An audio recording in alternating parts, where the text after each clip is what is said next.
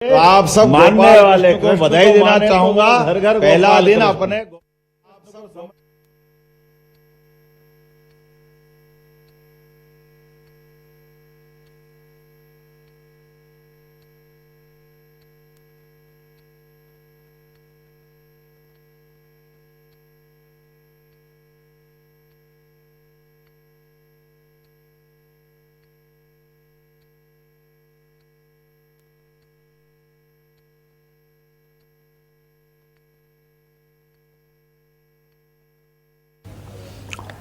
तो मुख्यमंत्री डॉक्टर मोहन यादव महाराष्ट्र के नागपुर में हैं और एग्रो विजन के द्वारा आयोजित इंडियाज प्रीमियर एग्री समिट के 15वें संस्करण में सहभागिता कर रहे हैं मुख्यमंत्री। ये देखिए तस्वीरें आपकी स्क्रीन पर हैं और केंद्रीय मंत्री नितिन गडकरी भी आपको दिखाई पड़ रहे हैं जो उनके बिल्कुल पड़ोस में बैठे हुए। देखिए दीप प्रज्वलित कर इस कार्यक्रम का शुभारंभ किया गया, इस समिट का शुभारंभ किया गया। इतनी सी बात है कि आप गरीब के घर में गाय देकर के उसकी जीवन की दशा बदलना चाहते।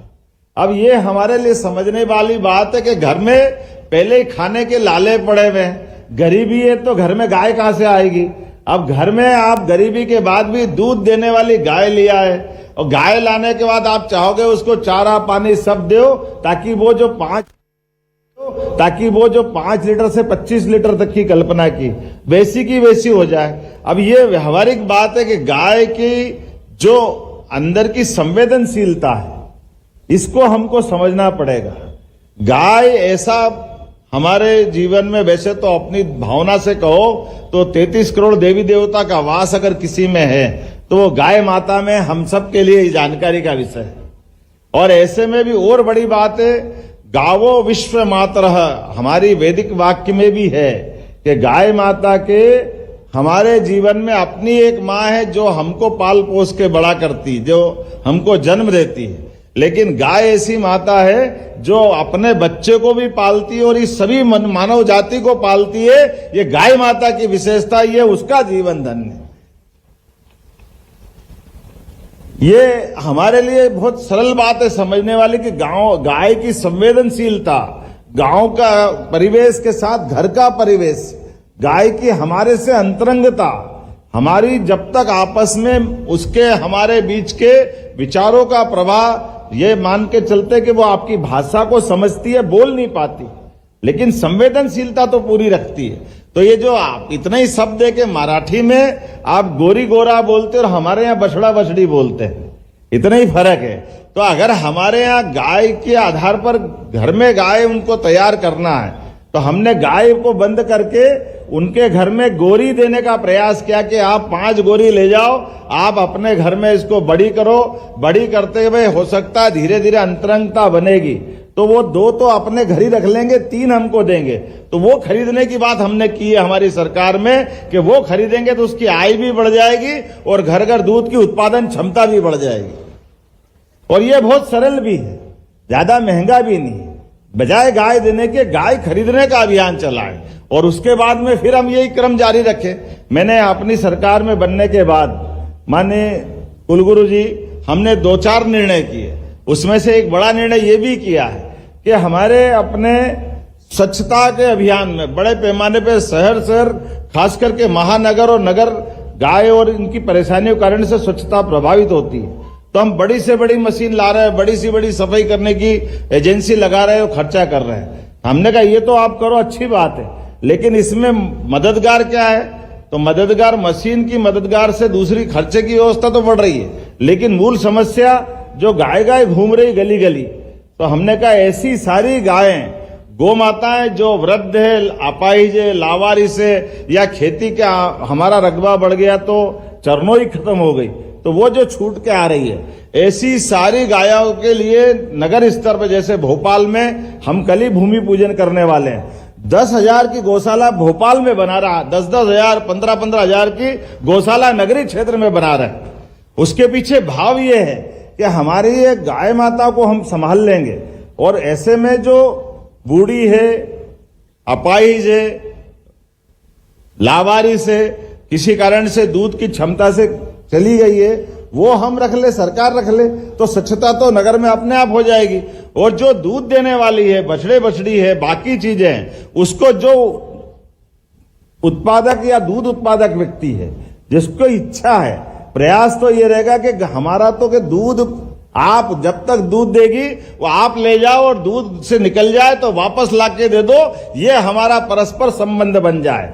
इस क्रम को बनाए रखने से निश्चित रूप से गाय भी बढ़ेगी, दूध का उत्पादन भी बढ़ेगा और हमारे बीच में जो हमारा मूल मन का भाव है कि स्वच्छता से लेकर समाज के अंदर सुव्यवस्था बने, तो हमने कांजी हाउस, खिड़क ये सब बंद करने का निर्णय किया। ये पशुओं को जेल देने की स्थिति तब थी जब घर घर लोग गाय पालते थे, बाहर नहीं छोड़ते थे, लेकिन आज कठिनाई बढ़ी।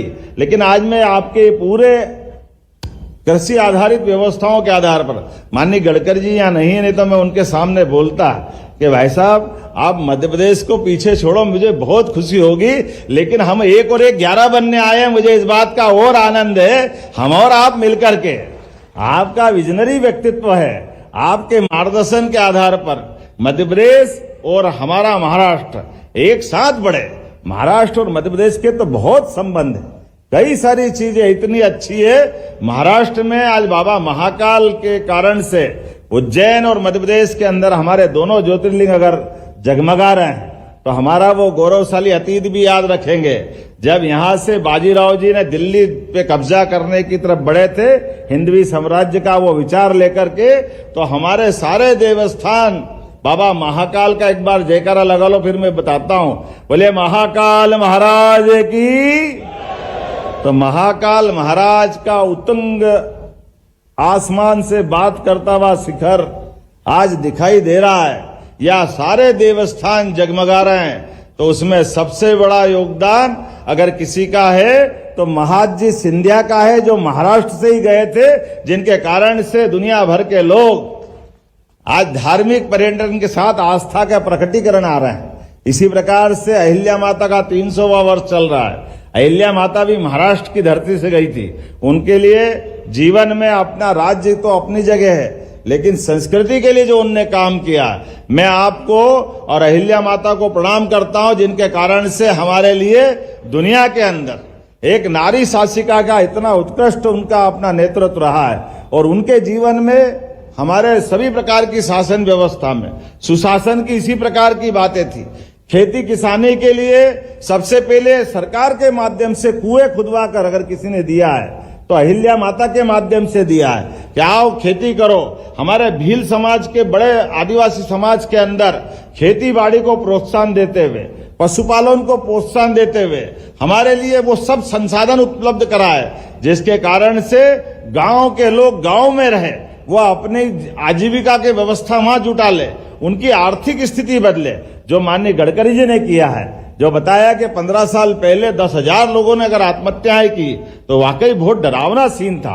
विजनरी व्यक्तित्व वही होता है जो इस कि परेशानी अगर समझ में आ गई तो परेशानी को जान करके डॉक्टर को बीमारी पकड़ में आ जाए तो सच्चा डॉक्टर है वो जो इसका इलाज कर दे। मैं मान के चलता हूं इस मामले में हमारे सामाजिक इस व्यवस्थाओं के सच्चे डॉक्टर अगर कोई है तो हमारे गडकरी जी है। जोरदार अभिनंदन करो हमारे अपने नेतृत्व का, हमारे अपने नेता का, जिन्होंने एक एक करके कितनी सारी बातें बताई आज के इस दौर में। और ये बात बिल्कुल सही है कि हमारे लिए आज के समय में टेक्निक का, दक्षता का विशेष महत्व है। और दक्षता के आधार पर अभी तो कितना अच्छा उदाहरण है अपने बगल में, ज्यादा बड़ी बात नहीं, मैं बोलूंगा नहीं, लेकिन वो युद्ध का एक दृश्य है, लेकिन दृश्य हमको सब बता देता है। इजराइल जैसा छोटा सा देश, 1 करोड़ से भी जिसकी कम आबादी, लेकिन वो दक्षता के बलबूते पर, टेक्नोलॉजी के बलबूते पर अपने देश को कृषि क्षेत्र से लेकर सभी क्षेत्रों में आगे बढ़ा रहा है। और तो रक्षा के मामले में भी कहां का दिमाग जाता है, ये हमारे लिए आश्चर्य की बात है। अब बताओ, कोई कभी सोच सकता कि पेजर में, वाकी टाकी में भी कोई बम लगा दे? ये आज का दौर तो कहां जा रहा है ये, लेकिन एहसास करा रहा है कि कुछ भी हो सकता है। जैसे माननीय गडकरी जी ने कहा है कि गौमाता को बढ़ाने के लिए गोरी ही गोरी होगी, ये कितना अच्छा अलग प्रकार का समय है। ये जो वर्तमान का समय है, लेकिन इस प्रत्येक काम के आधार पर हमारे अपने इस ग्रामीण कृषि आधारित व्यवस्था के आधार पर प्रदेश और देश की पहचान होती है। मैं इस मामले में एक बार फिर मध्य प्रदेश की तरफ से आश्वस्त करता हूं कि मध्य प्रदेश के माध्यम से महाराष्ट्र जो आगे बढ़ रहा है, हम एक दूसरे के विचारों को साझा करें, ये विकास की चर्चाओं में परिचर्चाओं के माध्यम से सम्मिलित हो। इसलिए मैंने माननीय भाई साहब से जब बात निकाली तो आपने कहा कि 15 साल होगा हमारे इस प्रकार के आयोजन करते। मैंने आज से लगभग 2 माह पहले ही तारीख पक्की कर ली थी। आप उद्घाटन की तारीख बताना, मैं जरूर आऊंगा। मुझे बहुत अच्छा लगेगा हमारे अपने कृषि आधारित व्यवस्थाओं को बढ़ाने के लिए।